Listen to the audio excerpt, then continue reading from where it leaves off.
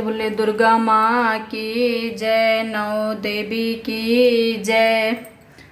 पहला दिन दुर्गा माँ की पूजा होती है शैलपुत्री की, और दूसरे दिन ब्रह्मचारिणी माँ की, और तीसरा दिन चंद्रघटा देवी की। आज नवरात्र के तीसरा दिन है और तीसरा दिन पूजा किया जाता है चंद्रघटा की और उनकी कथा। प्रेम से बोले श्री राम चंद्र की जय। जय माता दी। चंद्रघटा माँ की जय जय। बैठ गई है चावल खाने, नहीं गंदी बात। जय माता दी। पिंड जौ परवराज रोड चंड को पात्र कयुता प्रसाद तनुते महाचंद घंटति विश्रुता।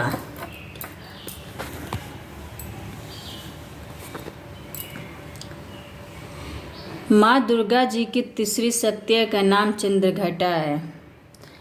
माँ दुर्गा जी की तीसरी शक्ति के नाम चंद्रघटा है। नवरात्रि उपासन में तीसरे दिन इन्हीं के पूजा किया जाता है। इन्हीं के विग्रह का पूजा आराधना किया जाता है। इनका यह स्वरूप परम शक्तिदायक है और कल्याणकारी है। इनके देवी कहा जाता है। इनके शरीर का रंग स्वर्ण के समान चमकीला है। इनके 10 हाथ हैं। इनके 10 हाथ में खंडक आदि शस्त्र तथा वाण आदि। चंद्रघटा की 10 हाथें हैं। देखिए चंद्रघटा माँ की दुर्गा जी की तीसरी शक्ति का नाम चंद्रघटा है। उनकी 10 हाथें हैं। 10 हाथें हैं। इनकी 10 हाथों में खंडक आदि शास्त्र तथा वाणी आदि अस्त्र विभूषित हैं। इनका वाहन सिंह है। इनकी मुद्रा युद्ध के लिए उद्यत रहने की होती है। इनके घंटे की सी भयानक चिंड ध्वनि से अत्याचारी दानव दैत्य राक्षस सदैव प्रकम्पित रहते हैं।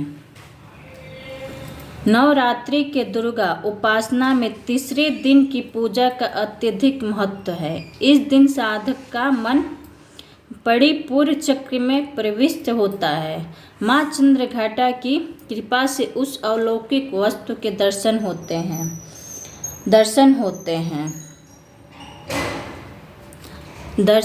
हैं। दिव्य सुगंधियों का अनुभव होता है तथा विविध प्रकार की दिव्य ध्वनियों सुनाई देते हैं। ये क्षण साधक के लिए अत्यंत सावधान रहने के होते हैं।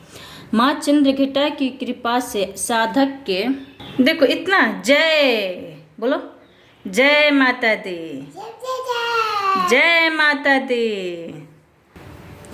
नवरात्रि की दुर्गा उपासना में तीसरे दिन की पूजा का अत्यधिक महत्व है। इस दिन साधक का मन मणिपुर चक्र में प्रविष्ट होता है। माँ चंद्रघटा की कृपा से उस अलौकिक वस्तुओं के दर्शन होते हैं।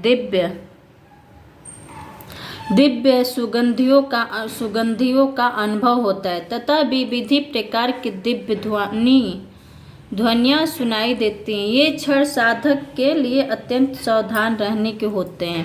माँ चंद्रघटा की कृपा से साधक के समस्त पाप और बाधाएं विनष्ट हो जाती हैं। इनकी आराधना क्या हुआ? कहाँ बोल रहे? माँ चंद्रघटा की कृपा से साधक के समस्त पाप और बाधाएं विनष्ट हो जाती हैं। इनकी आराधना सद फलदायी है। इनकी मुद्रा सदैव युद्ध के लिए अभिमुख रहने की होती है। अतः भक्तों के कष्ट का निवारण ये अत्यंत शीघ्र कर देती हैं। इनका वाहन सिंह है। अतः इनका उपासक सिंह की तरह पराक्रमी और निर्भय हो जाता है। इनके घंटों की ध्वनि सदा अपने भक्तों की प्रेत बाधा से रक्षा करती रहती है। इनका ध्वनि करते ही शरणगत की रक्षा के लिए इस घंटे की ध्वनि निनादित हो उठती है। दुष्टों का दमन और विनाश करने में सदैव तत्पर रहने के बाद भी इनका स्वरूप दर्शक और आराधना के लिए अत्यंत सौम्यता एवं शांति से परिपूर्ण रहता है।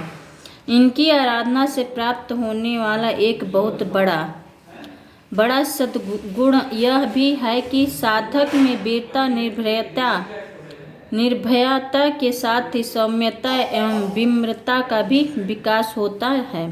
उसके मुख, नेत्र तथा संपूर्ण काया में कांति गुण की वृद्धि होती है।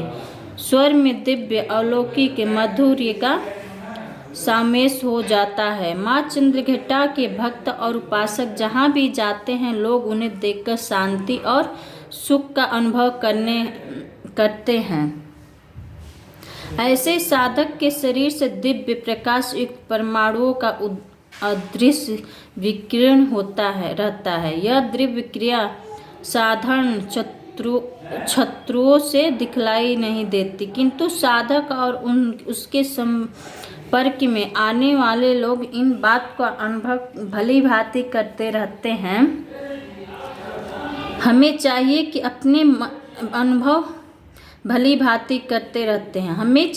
अपने मन, वचन, कर्म एवं काया को विहित विधि विधान के अनुसार पूर्ण परिशुद्ध एवं पवित्र करके माँ चंद्रघंटा की शरणगता होकर उनकी उपासना आराधना में तत्पर हो। उनकी उपासना से हम समस्त संसारिक कष्टों से विमुक्त होकर सहज ही परम पद के अधिकारी बन सकते हैं।